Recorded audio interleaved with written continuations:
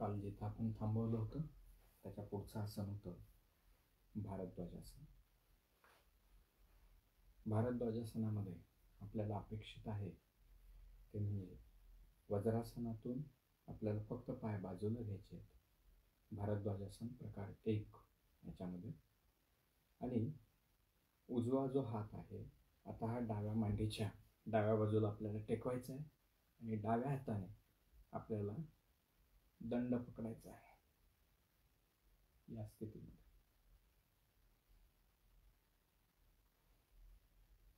पण हा हात आत्ताशी आपले बोटं टेकतायत. आदर्श स्थितीमध्ये आपल्याला संपूर्ण तळ हात टेकवता आला पाहिजे.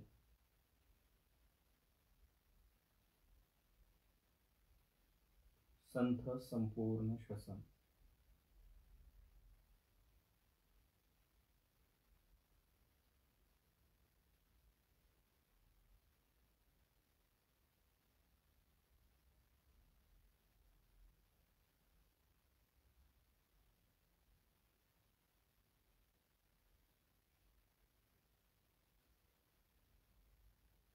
पाठीचा कणा तपासायचा आहे. मान होईल तेवढी मागच्या दिशेने वळवायची.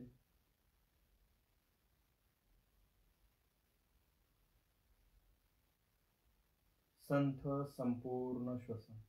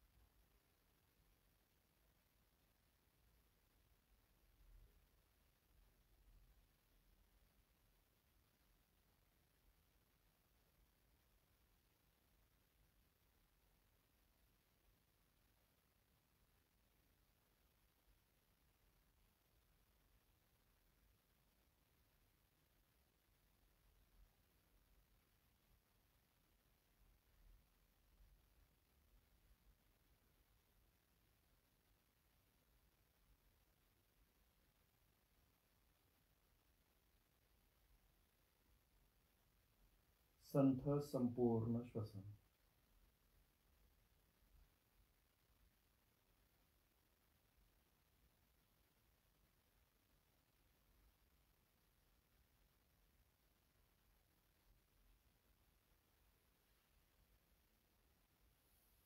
दुसरी बाजू.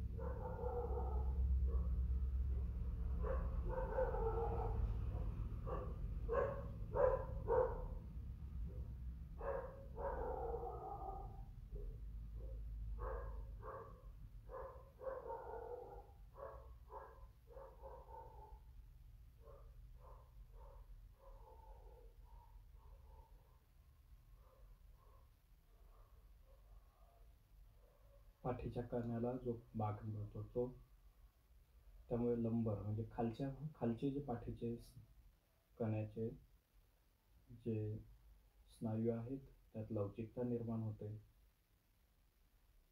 पोटाला पीळ बसतो, त्यामुळे पोटातील स्नायूंना सुद्धा रक्तपुरवठा व्यवस्थित होतो, पचनसंस्था सुधारते.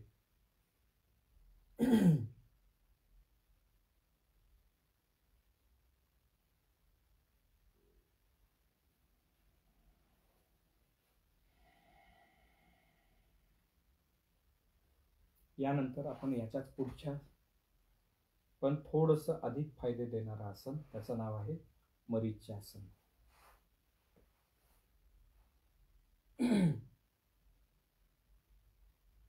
मरीच्यासनामध्ये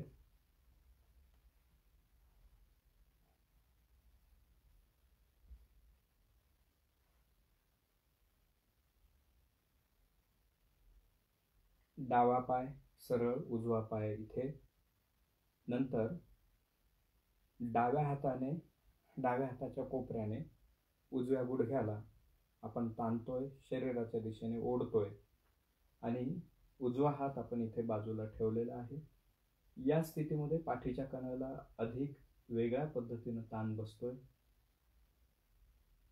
भारद्वाजासनापेक्षाही अधिक वरच्या पातळीवरचे ताण आहेत. संथ संपूर्ण श्वास.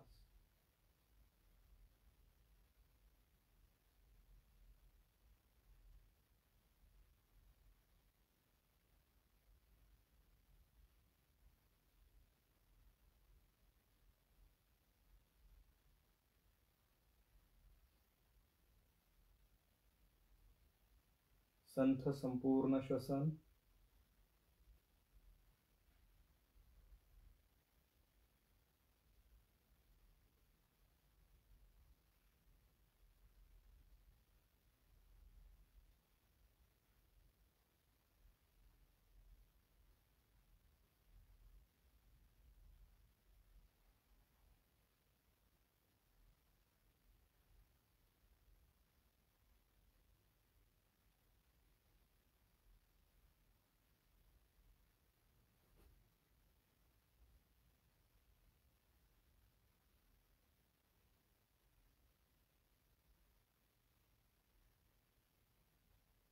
मरीच्यासनाचे अनेक प्रकार आहेत, त्यापैकी आपण फक्त पहिला आणि सगळ्यात सोपा प्रकार करतोय.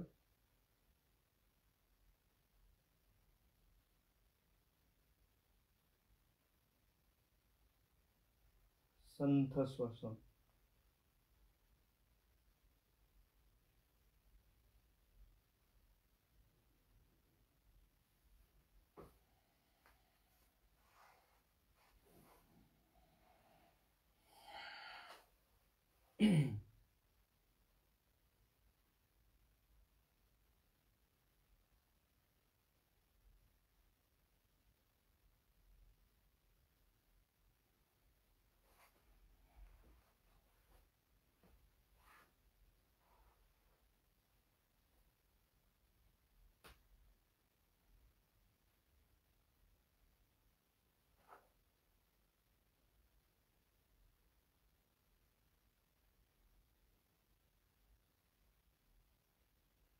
संथ संपूर्ण श्वास.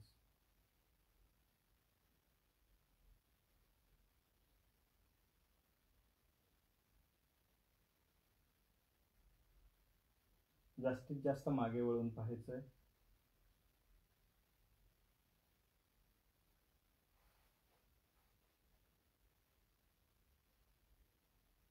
विशेषतः मानेचे स्नायू, पाठीचे स्नायू, खांदे, यकृत, प्लीहा आणि पित्ताशय या सगळ्यांवरती दाब येतो. त्यानंतर पाठीच्या कण्याचे जे खालचे स्नायू आहेत तिथे सुद्धा या आसनामुळे दाब येतो आणि त्या संस्थेचं कार्य सुधारतं. पोटाचं सुद्धा कार्य याच्यामुळे सुधारतं. मरीच्यासन.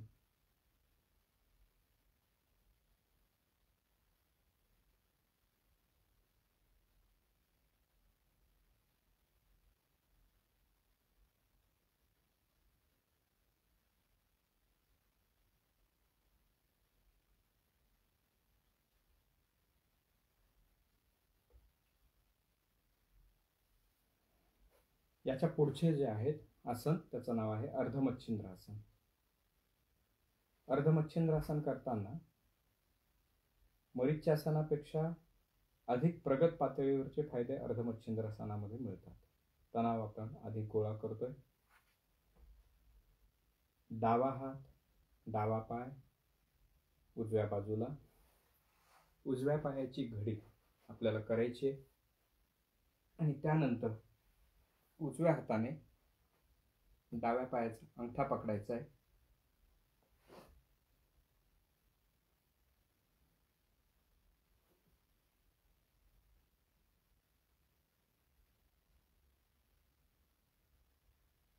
डावा हात मागून इथे तुम्हाला दिसला पाहिजे मागे असा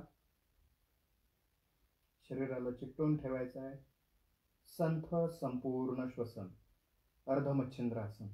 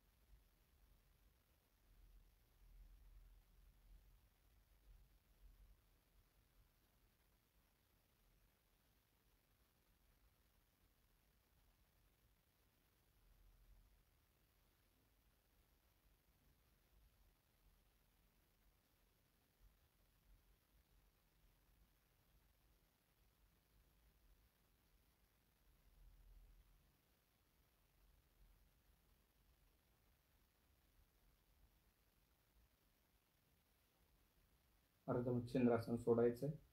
पहिल्यांदा डावा हात बाजूला, उजव्या हाताने सोडायचंय. या आसनामध्ये भारद्वाजासन किंवा मरीच्यासनापेक्षा अधिक जास्त ताण निर्माण केला जातो. विशेषतः पोटावरती हे आसन काम करतं. पाठीच्या कण्यासाठी तर काम करतच करतं. पोटासाठी सुद्धा हे आसन तितकंच महत्वाचं काम करतं.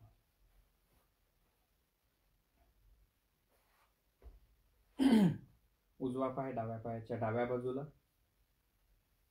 डाव्या पायाची घडी. हे झाल्यानंतर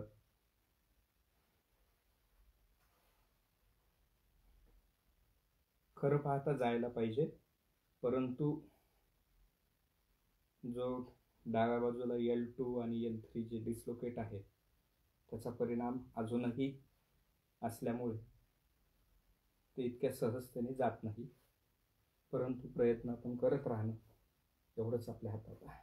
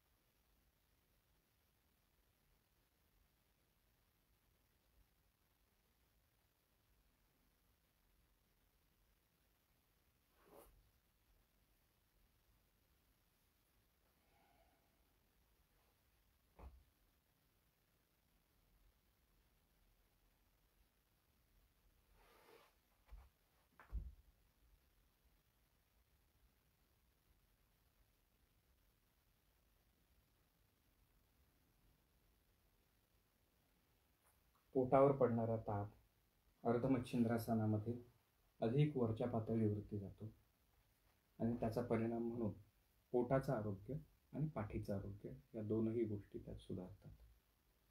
यानंतर आपण करणार आहोत द्विहस्त भुजंगासन.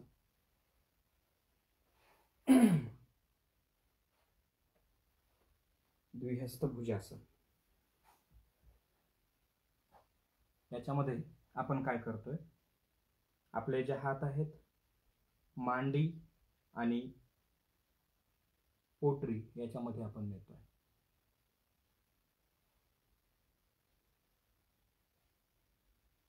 आणि पाय वर उचलायचे. खरं तर आदर्श स्थितीत आपल्याला अजून वर जायचंय, पण आज एवढंही माझ्या मते पुरेसं आहे. अधिक काळ थांबण्यासाठी आपण या स्थितीत राहिलो तर जास्त वेळ थांबता येतं.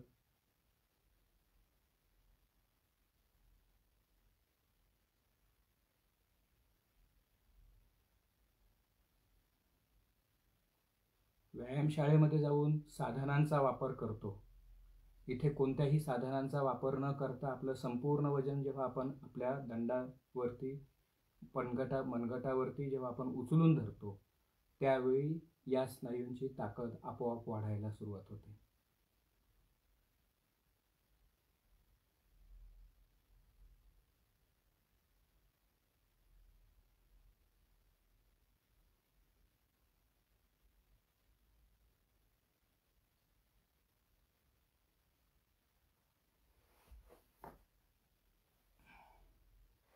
एक मिनिट आपण केलंय. 15 ते 20 सेकंद आपण विश्रांती घेऊ.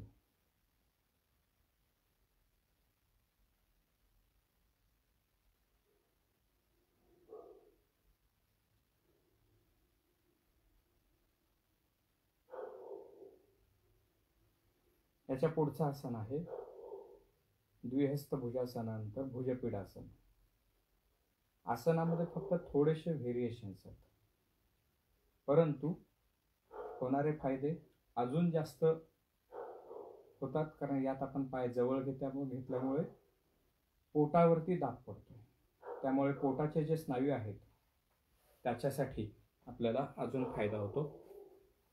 या जागेमध्ये आपण काय करतोय, इथे पायाची घडी घालतो.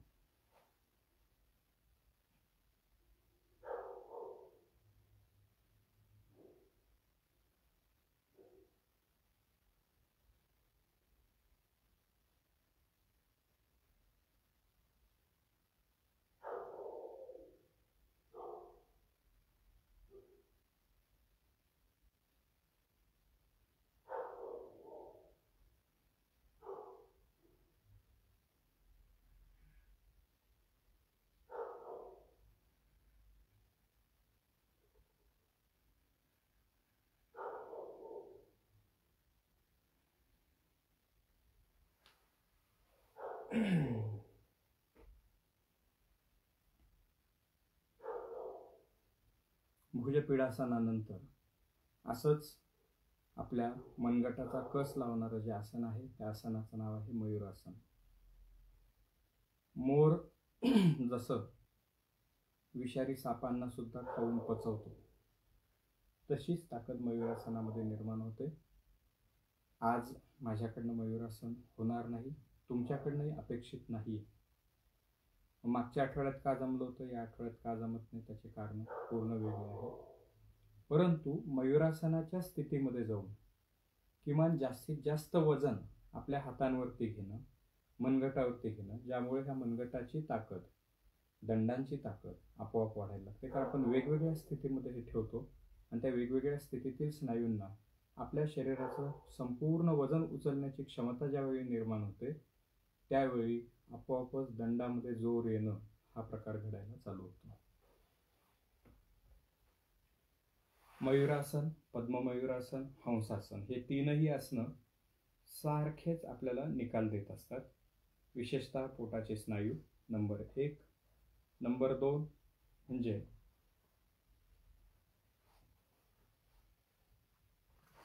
दंडांची ताकद वाढणं, मांड्यांची ताकद वाढणं. कारण जेव्हा आपण आपलं शरीर संपूर्णपणे उचलून धरतो त्यावेळी त्या मांड्यांना संपूर्ण पायांचं वजन उचलून गुरुत्वाकर्षणाच्या विरोधी आपल्याला ते जेव्हा ठेवावं लागतं त्यावेळेला त्या स्नायूंची ताकद आपोआप वाढते.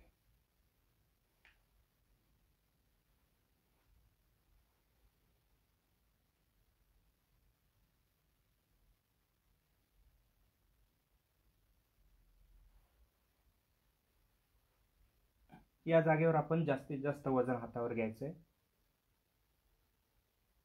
जमलं तर पाय उचला, नाही उचलल्या गेले तरी काही फरक पडणार नाही.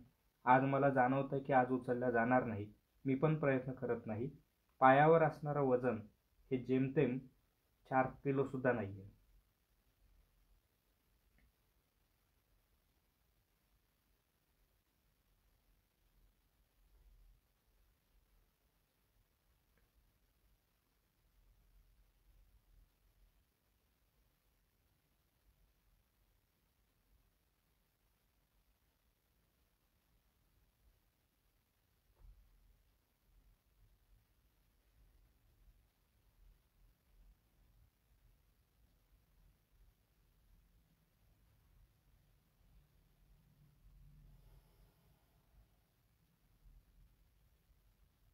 काही सेकंदासाठी पाय वर उचलले गेले होते.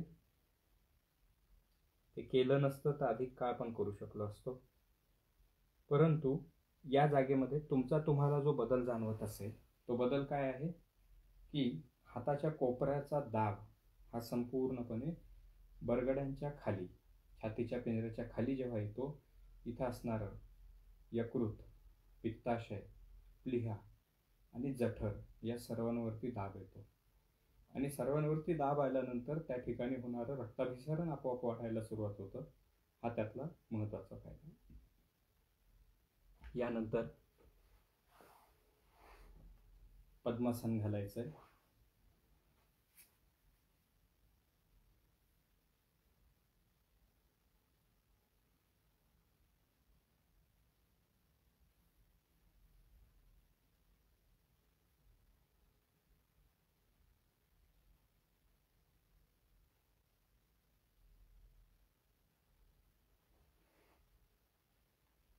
मयुरासनामध्ये आणि हंसासनामधला फरक फक्त पंजे मागे किंवा पुढे असणं.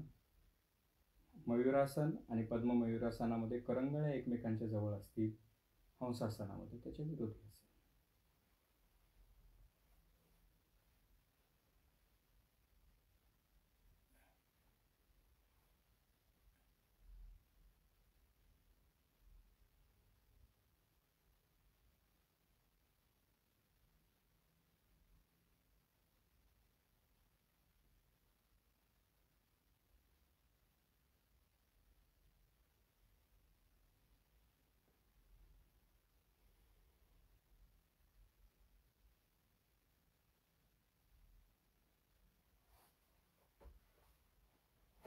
पद्ममयुरासनानंतर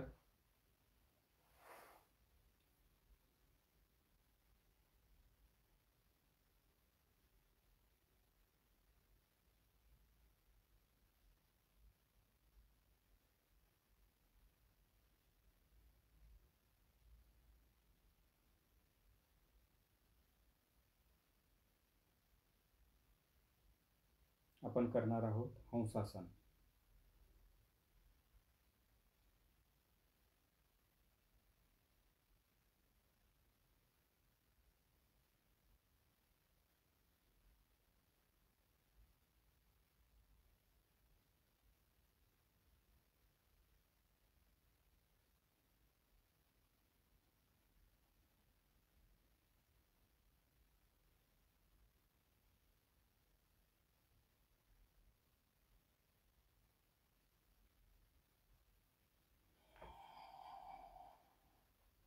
हंसासनामध्ये आपण हात समोर ठेवतोय, अंगठे एकमेकांच्या जवळ ठेवतोय.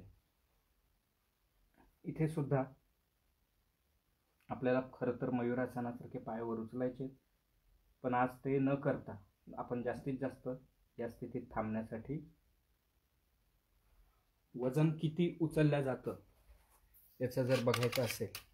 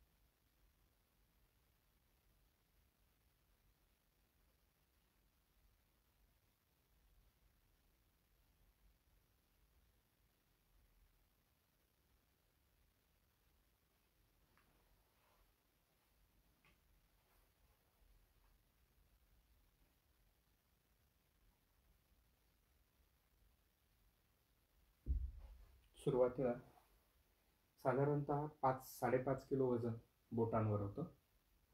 म्हणजे 55 किलोचं वजन आपण आपल्या हाताने उचलू शकतो, जरी पाय उचलले नाही तर. 54 किलो किंवा 53 किलो वजन आणि उरलेलं 5 किलो वजन पायाच्या बोटांवर आलेलं होतं. यानंतर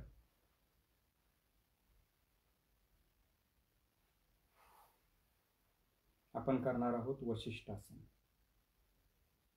वशिष्ठासनाचा फक्त अर्धा भाग आपण करणार आहोत. पुढचं आपल्याला जमू शकत नाही. जमण्यासाठी आधार घ्यावा लागेल. परंतु आधार घेण्यापेक्षा आपण हा प्रयोग जसं हळूहळू जसं बाळ वाढतं तशा पद्धतीनं जर आपण करत गेलो तर मला असं वाटतं जास्त चांगलं आहे.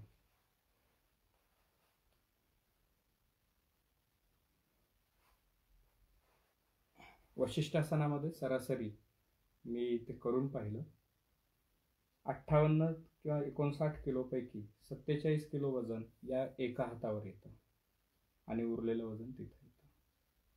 हे 47 किलो वजन आपण 1 मिनिट ज्यावेळी आपण उचलून धरू शकतो त्यावेळी त्या हातांची दंडांची ताकद आपोआप वाढते. एवढं अगदी वास्तव आहे.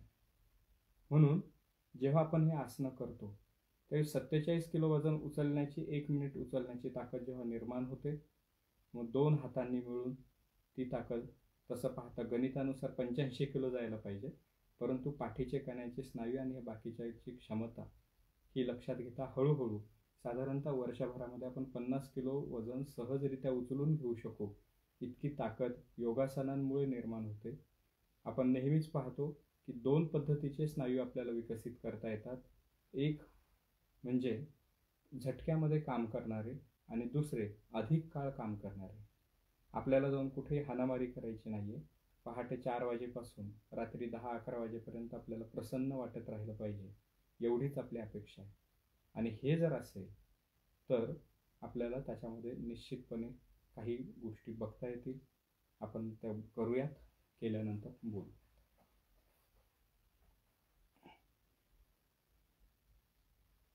वशिष्ठासन.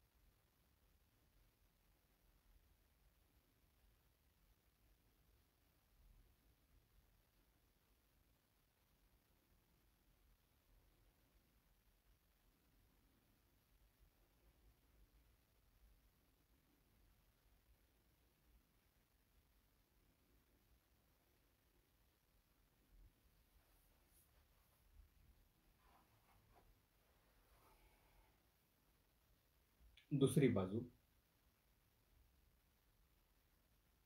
तुमच्या लक्षात येईल की दंडांना जेव्हा आपण काम देतोय त्या स्नायूंना अधिक काम पडल्यामुळे त्या स्नायूंची ऊर्जेची गरज वाढते. आपला श्वास सुद्धा बघा उथळ चालायला सुरुवात होते. त्याच प्रामुख्याने आपल्याला लक्षात ठेवायचं आहे की होईल तेवढा संथ श्वसन आपल्याला करायचं आहे. परंतु सरासरी अर्ध्या मिनिटामध्ये होणारं किंवा 20 सेकंदामध्ये होणारं श्वसन या आसनामध्ये ते 10 सेकंदापर्यंत कितीही दीर्घ करायचं ठरवलं तरी सीमित होतं. म्हणजे ऊर्जेची गरज वाढली आणि त्याचा चयापचय होण्यासाठी आपल्याला श्वाससुद्धा वाढवून घ्यावा लागतोय. मग वजन कमी करण्यासाठी योगासनं जी फायदेशीर ठरतात ते याच्यासाठी. पण दुसरी गोष्ट अशी आहे की अशा स्थितीमध्ये आपण जेव्हा स्थिर थांबतो त्यावेळी मनाला होणारा फायदा हा अधिक जास्त असतो. झटक्यामध्ये काम करताना साधारणतः उत्तेजना देणं हा बाजाराचा भाग आहे. बाजार तुम्हाला उत्तेजना देऊन खरेदी करायला भाग पाडतो. पण मन जर स्थिर असेल तर आपोआपच आपण आपल्यामध्ये बदल जाणवतो. ज्ञानेश्वरीमध्ये वर्णन एक आहे की दीपिका म्हणजे छोटा दिवा जर कोनाड्यामध्ये जळत असेल तर बाहेरून कितीही वारा आलं तरी सुद्धा त्याच्यावर काही परिणाम होत नाही, कारण कोनाड्यामध्ये वारं जात नाही. असं बाह्य मनावरती आपल्याला होणारं जे आक्रमण आहे, तुम्ही जर मॉलमध्ये जाल तर तुमच्या असं लक्षात येईल की एक्साइटमेंट करणारे गाणे लावलेले असतात, शांत संगीत लावत नाहीत. कारण शांत संगीत लावलं तर तुम्ही विचार करायला लागता आणि विचार केल्यानंतर तुम्ही खरेदी कमी करता आणि खरेदी कमी करू नये म्हणून एक्साईट केलं जातं. परंतु ज्यावेळी आपण सातत्याने योगासनं करतो, किंबहुना काल सकाळी सुद्धा एकीचा फोन आला होता, अगदी रडत रडत चालू झाली ती की याच्यापेक्षा मी मरून का गेले नाही, अमुक का झालं नाही, हे का झालं नाही, 2 मुली आहेत, सगळं आहे. मग ही जी मृत्यूपर्यंत जाण्याची जी काही असं वाटतं, म्हणजे ते काही खरंच मरणार नसतात, परंतु तो जो वैताग आलेला असतो, मी त्यावेळी एकाच गोष्टींवरती ठाम होतो की तुम्ही रिॲक्ट का झाला, पण त्यांनी किती वेळ करायचं, मी किती काळ सहन करायचं. तर सहन करण्याची ताकद वाढवणं हा सुद्धा योगासनाचा भाग आहे. आणि जितका वेळ आपण हे करत राहतो तसं तसं आपल्या मनावरती नियंत्रण येतं. समोरच्यांनी काहीही केल्यानंतर जी प्रतिक्रिया देण्याची जो आपला स्वभाव आहे तो कमी होण्यासाठी सुद्धा योगासनं आपल्याला 100% मदत करतात.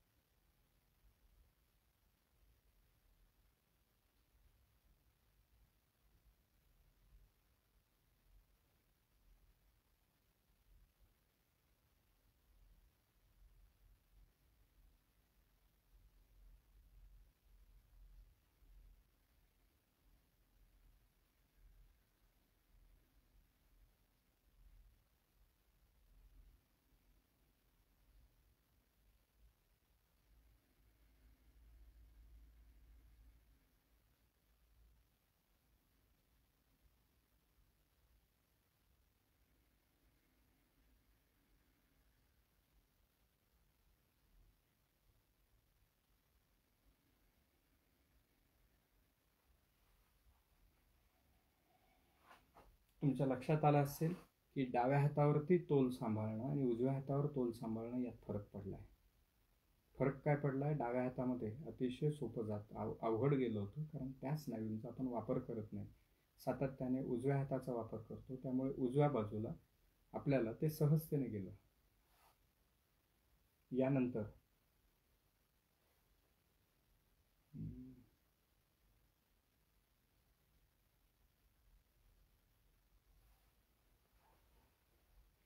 बकासन, भुजपीडासन, द्विहस्त भुजासनामध्ये आपण आपले हात पाय समोर घेतले होते. बकासनामध्ये मात्र आपण पाय मागे ठेवतोय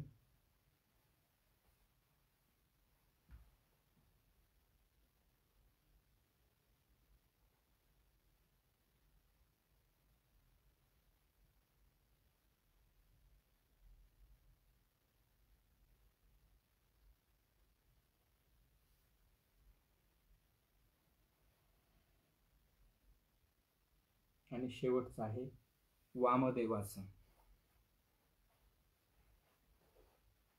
वामदेवासनाचे 2 प्रकार पडतात, त्यापैकी आपण एकच प्रकार करणार आहोत.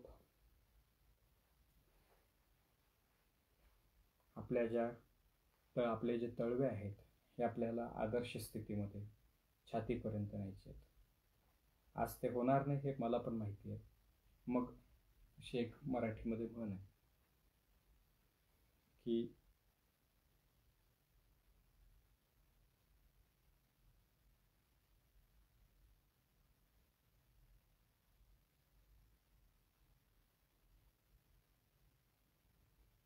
सकाळी सकाळी तोंडातनं नाव घेण्याची इच्छा नाही, पण पर्वताकडे जर जात नसेल तर पर्वताला तिकडे यावं लागतं, अशी एक म्हण आहे.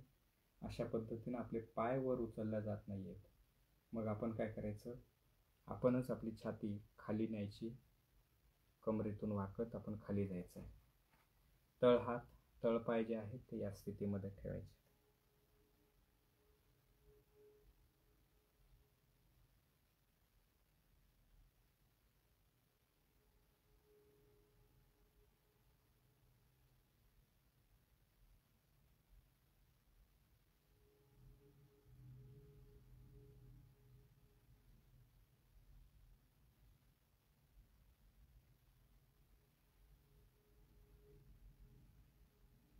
जास्तीत जास्त वेळ खाली थांबायचं. तळवे करंगळ्यांची बाजू एकमेकांना टेकवण्याचा प्रयत्न करायचा आहे.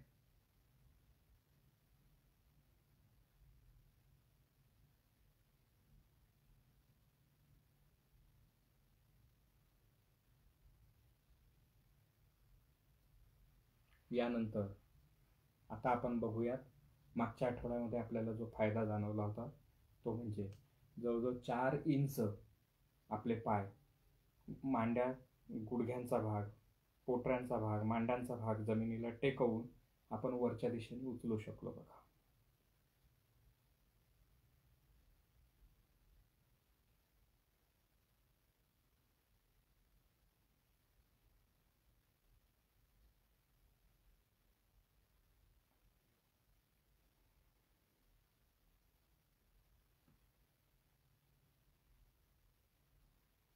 विशेषतः पायांमध्ये येणारी रिजिडिटी, तळपायांमध्ये असणारे काही समस्या त्या साऱ्या दूर होण्यासाठी या आसनाची आपल्याला खूप मोठी मदत होते.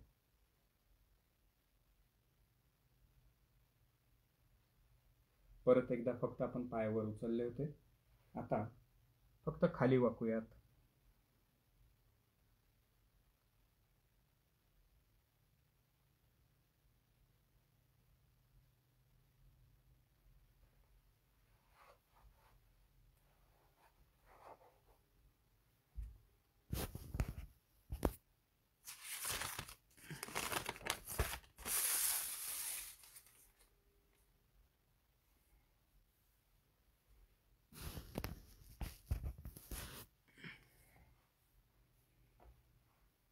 ईशावास्य उपनिषदातले 3 मंत्र. त्या अगोदर लक्ष श्वासाकडे.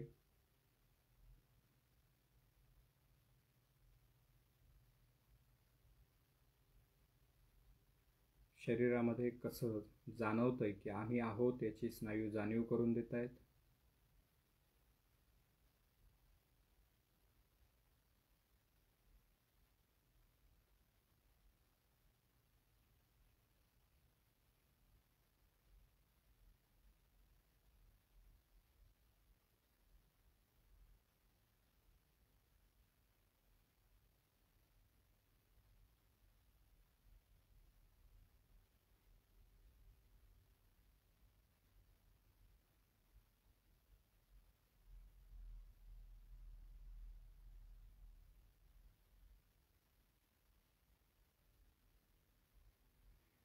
ईशावास्य उपनिषद.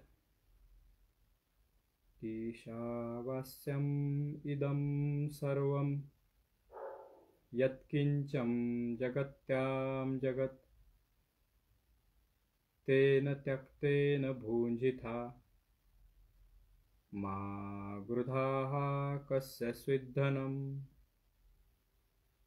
कुर्वन्नेवेह कर्माणि जिजीविषेच्छतः समाः एवं त्वयि नान्यथेतोऽस्ति न कर्म लिप्यते नरे.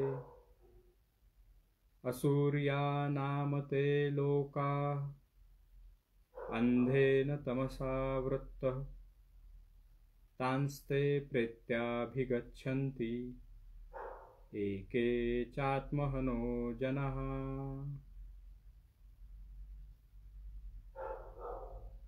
असूर्यानामते अंधेन तमसावृत्तः तांस्ते प्रेत्याभिगच्छन्ति एके चात्महनो जनः.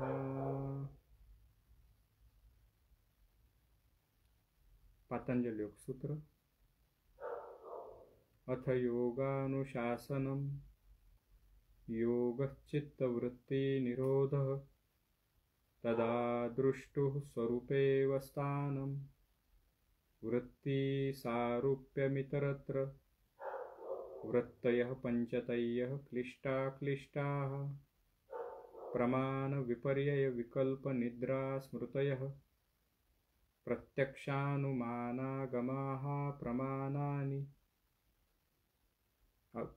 विपर्ययो मिथ्या ज्ञानमतद्रुपप्रतिष्ठम् शब्दज्ञानानुपाति वस्तुशून्यो विकल्पः अभावप्रत्ययालम्बनावृत्तिनिद्रा अनुभूतविषया सम्प्रमोषः स्मृतिः अभ्यासवैराग्याभ्यान्तन्निरोधः तत्र स्थितो यत्नोऽभ्यासः स तु दीर्घकालनैरन्तर्यसत्कारासेवितो दृढभूमिः दृष्टानुश्रविकविषयवितृष्णस्य वशीकारसंज्ञावैराग्यम्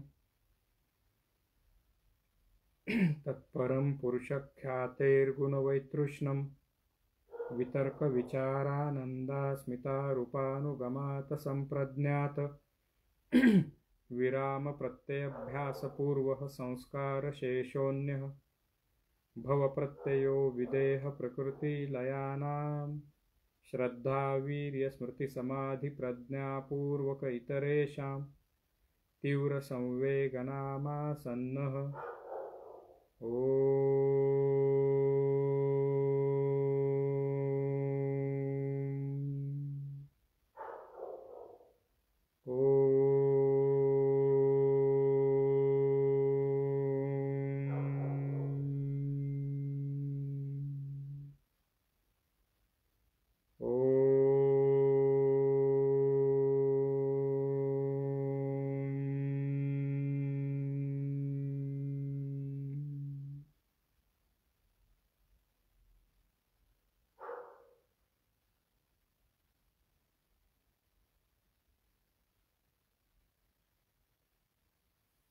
उद्या पहाटे 4 वाजता आपण परत एकदा सुरुवात करूया. धन्यवाद.